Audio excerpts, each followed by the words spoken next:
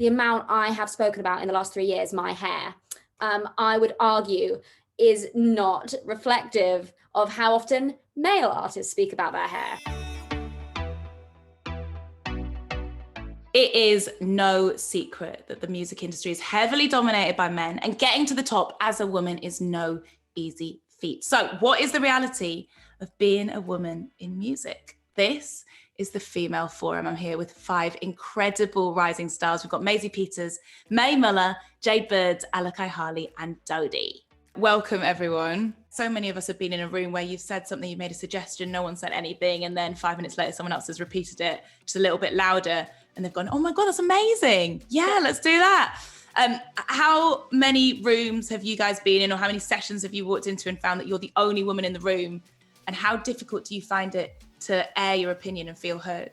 I was gonna say, for me, most of the time I would say I'm actually the only woman in the room, and I guess I kind of go in there anyway with an energy of I'm dominating this. Like, you're not gonna walk over me. I'm dominating this whole situation right now. I know what I want. Because you give people an inch and they take a mile, and I've learned it over the years, innit? So I don't go in there with an energy of I know it all or anything like that. But a lot of the time as well, I feel like people underestimate my creativity and what I can do and what, you know what I mean? So I kind of have to go in there with just me, you know, and stand and be really bold and be really, really strong. So I don't really ever feel like I'm being overpowered. If anything, I'm good. Like, am I doing too much? Should I calm down?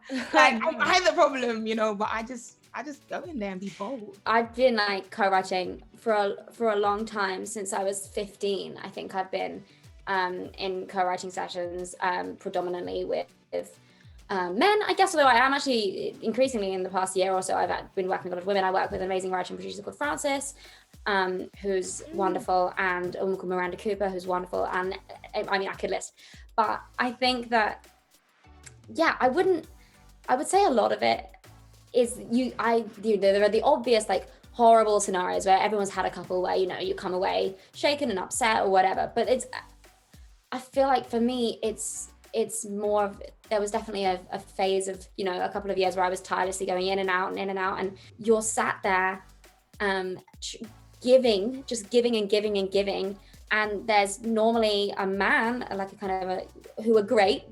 I said that with such disdain and I immediately took it back. A man.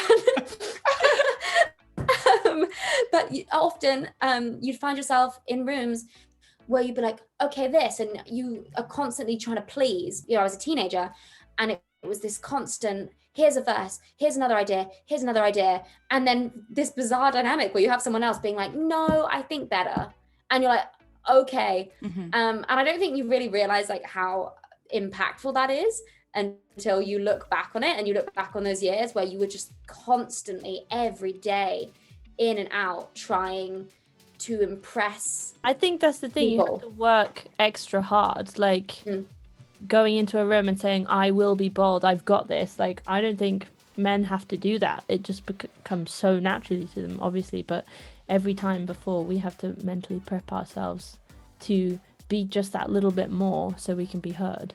There's also times when, like, I'll be in a session and it's, you know, the session is for my project, and I have to remind myself, because sometimes I'm like, you know, I'm saying ideas and they're kind of getting like brushed to the side, or I'm like, like maybe we could do this, but like maybe, like, you know, not if like you don't like it, and then I'm like, this is my boss. Yeah. Like, what the hell? So I think it's you do have to remember, like, you know, obviously when you're in a room, it's a collaborative and we're all working together, but it's like, if you're being talked over, I'm like, but my name is on the tin at the end of the day, so like, this is my project right now. So it's hard to find that sort of balance, I think. Well, when it comes to decision making, we know that underrepresentation of women, it extends beyond the artistry, beyond the song making, into the decision making, the financial roles. So how important is it that we have more women signing the artists, financially backing their work, heading up labels, shaping who and what is making the music that ultimately we listen to? Basically the people at the top. I'm gonna say extremely important. Not just actually signing it, but being the ones that are at the top that actually really call the shots and like sign it off and say, actually, this is what's gonna go through. Because I feel like a lot of the times it can be women that sign, and then it's like what happens from there, because they don't really have that much of a voice anyway. Sometimes to actually continue to figure out what's happening with that artist. So I feel like definitely more females actually opening the doors, like calling the shots and saying okay, this can go through and what can't go through, I'd say. There was a report actually by Roster that explored gender balance across the top 1,000 management companies, and it found that 73% of signings were male and just 27% were non-male. So do you think that men are perhaps outselling women in music because they have more money and resource invested into them? The figures would suggest that, I guess. It's strange. I met every management company in the UK when I was a kid. Like, I literally made a point of, as soon as I had a lawyer, like literally meeting everyone on the block. And there were a fair few boys clubs. Like, luckily I chose the one that implements a very fair hiring policy, and it's literally 50-50 split in the office. It's that's what they do. But like, I could list a couple now that I met that I'm like, and then I look at their rosters and I go, yeah, because it's like you relate to people that represent you, either like in a physical way or in a mental way. And so if you automatically have that human connection of relating to someone that's similar to you, if you have too many men filling up powerful spaces, they're gonna find it really easy to go for a pint with, white singer-songwriter male lad one, and then they're gonna be like, oh yeah, this guy's great, let's sign him. It's like, I think it's maybe a bit more effort to actually talk to a woman and her. It's not, but like, you know what I mean? They might find it a bit more effort to talk to a woman about their career and their upbringing and have a perhaps more sensitive conversation. I'm not sure, but it really would suggest that, wouldn't it? Like the figures.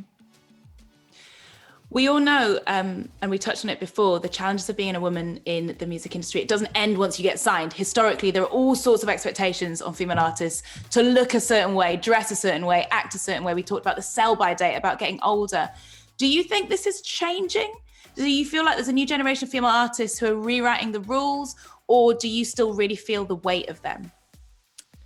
I certainly think it's changing. Yeah, like I certainly feel the rumblings of people pushing back, women pushing back.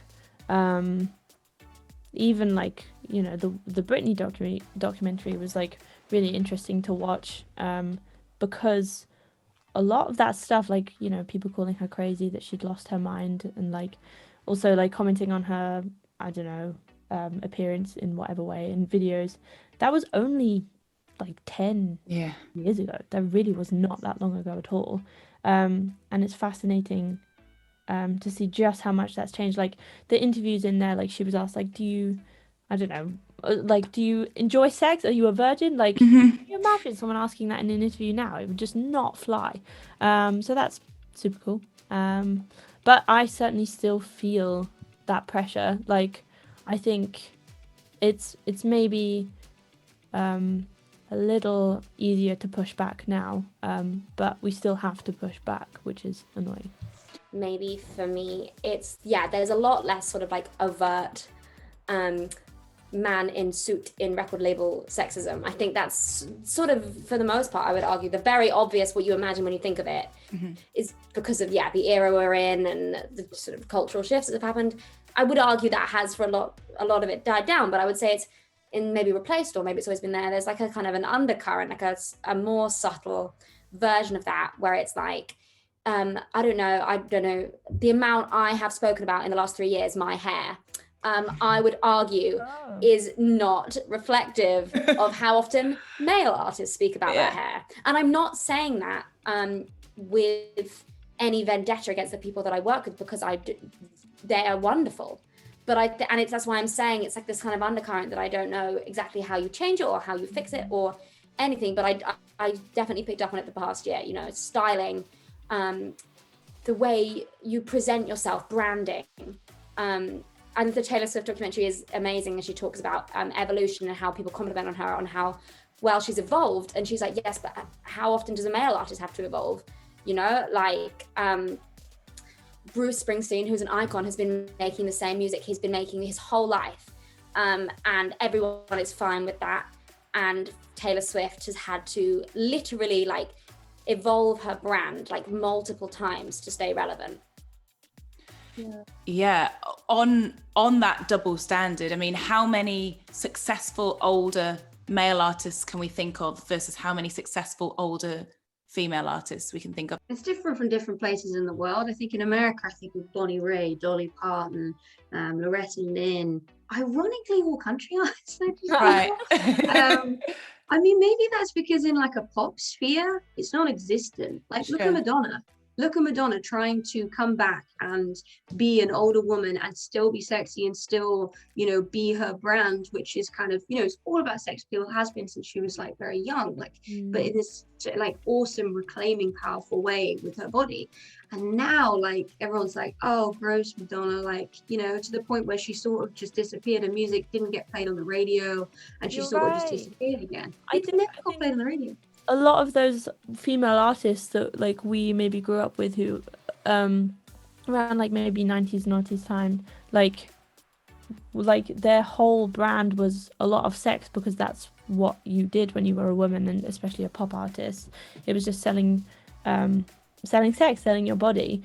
Like I'm thinking of like Christina Aguilera, and like I suppose like a few years go by and then suddenly they become mums or become slightly older and make a comeback, and then that is just more difficult. You know, when they're younger and like that's what they're told to do, so then that's what they do. But then when it's not appealing to probably like the male gaze anymore because they're old, oh no, we don't want that anymore, stop doing that, you're trying too hard. And it's like, this is what you told me to do, and now it's not. Now I'm actually enjoying it, and I'm saying I don't care, I'm going to do it whether I'm 50, 60, because I feel like I want to do it now. But because now you feel uncomfortable, now it's not right. Like it's so typical. Well, do you guys out there agree with the points raised? Let us know in the comments. Don't forget to like and subscribe, and for more info on our amazing artists, you can check out their social media pages in the links below.